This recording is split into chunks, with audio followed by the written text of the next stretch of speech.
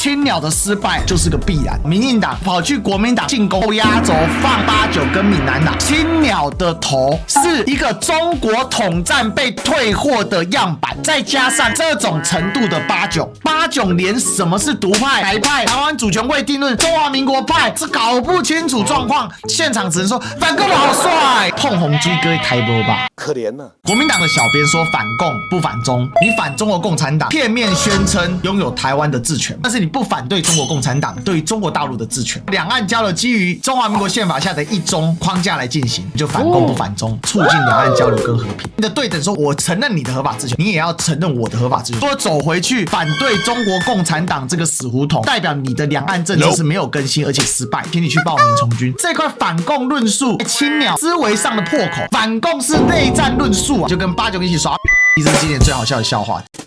Ladies and gentlemen, welcome the host. 青鸟的失败就是个必然。阿炯这一次的出征，我早就预言，民进党跑去国民党进攻，最后压轴放了89跟闽南党。当时我就讲了一句，民进党如果青鸟的头是一个中国统战被退货的样板，再加上这种程度的89，青鸟的失败就是个必然，因为程度太差劲。历史跟鬼扯脸，咕咕咕一辈子看，因为我会引分身之术啊。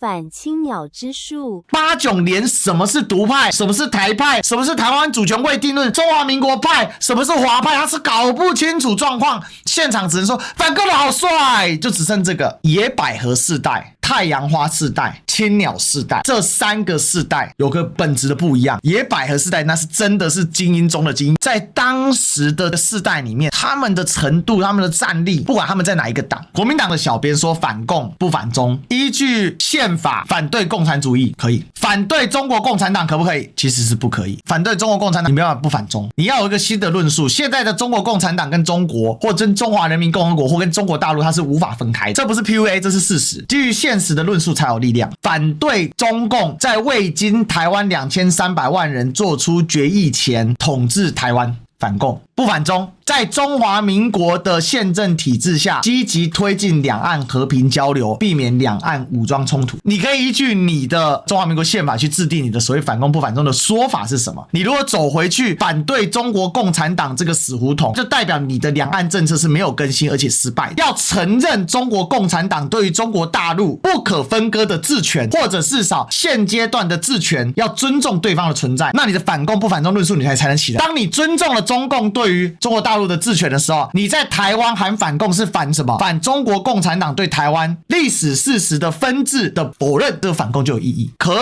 以在台湾的论述战场上面有一席之地。因为有第3次国共合作，从连战开启之后，事实上是国民党已经在默认中共对于中国大陆的治权了。对台湾来讲，你要先承认中共对于中国大陆的合法治权，但你就可以相应的对等说，我既然我承认你的合法治权，你也要承认我的合法治权。所以你的反共是什么？你反中国共产党，片面宣称拥有台湾的治权，这不就是一种反共吗？但是你不反对中国共产党对于中国大陆的治权，然后两岸交流基于中华民国宪法下的一中框架来进行，那你不就反共不反中，促进两岸交流跟和平？就是我的反共，那请问你的反共是什么啊？推翻中国共产党吗？那请你去报名从军。因为这块反共论述在青鸟呢把89跟闽南党引入到了他们的阵营里面之后，这个反共论述变成青鸟的破口，变成他们思维上的破口，他们根本搞不清楚，你真反共你就要打回去啊，反共是内战论述啊。而在这样的想法之下呢，就不会让对岸的人觉得说你们的制度是错的，你们制度是对的啊，是很好的啊。我们反的是什么？反的是说台湾现行制度被破坏，台湾现行制度要改变，必须经过2300万人的共同同意。你就说这个不符合国际现实啊什么？国际是比拳头大小没错，但是你总得坚持嘛，这是你最后谈判的一个筹码嘛。你现在说完全躺平啊，来吧。这个89这家伙碰红居哥台波吧，他只敢去欺负政治人物，因为他知道政治人物不会跟他认真的搞诉讼啊。但是我是建议所有被他沾上的政治人物全部告他民事赔偿，一律求偿151万，就像欧文达瑞弄我一样，反正也才115,000的裁判费而已。政治人物来说这个钱还 OK， 一律告他151万的求偿，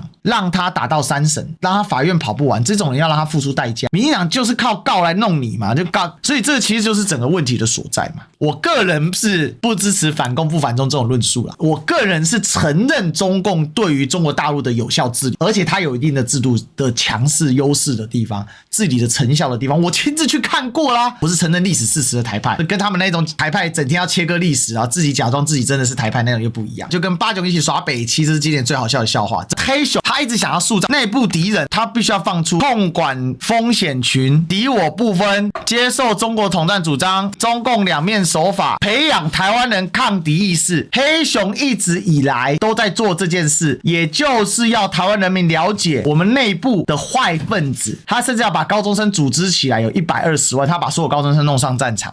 中间选民是中国对象，小粉绿。黑熊一直在做的手法，台湾主战派他想面对内贼威胁毫无可退，没有曹董的帮助，黑熊学院不可能走到今天。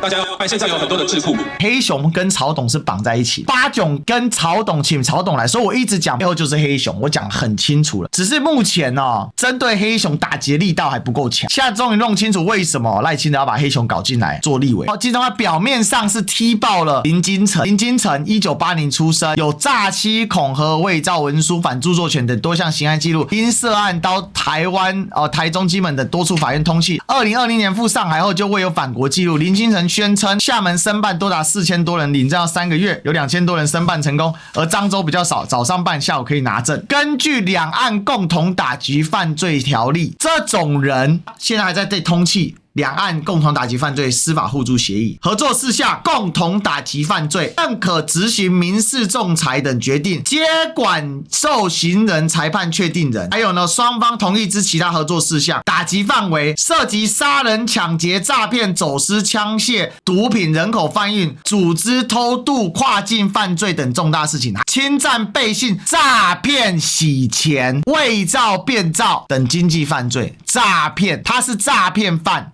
所以如果今天民进党真的要抓林金城的话，只要透过两岸共打协议，对岸就直接抓人了。请问你民进党为什么不抓林金城呢？共打协议写在这里耶，随时可以执行，两岸没有断的共打协议哦。我们到现在还是一直都在共打协议，都在交人犯哦。在台湾的犯罪逃到对岸是可以抓回来的，你没有通知对岸，人家怎么抓？林金城是不是你民进党的同伙啊？他2020年才去上海的哦，被台中、金门等3处地方法院通缉中哦。请问2020年谁执政？林金城是在民进党时代犯下了诈欺作为，2020年跑到上海，民进党经过了4年了，5年了，4、5年来，民进党没有一天要通报抓林金城吗？放任林金城进行所谓的统战工作吗？请问民进党你在干嘛？都你在执政啊，第9年了，你执政第9年了。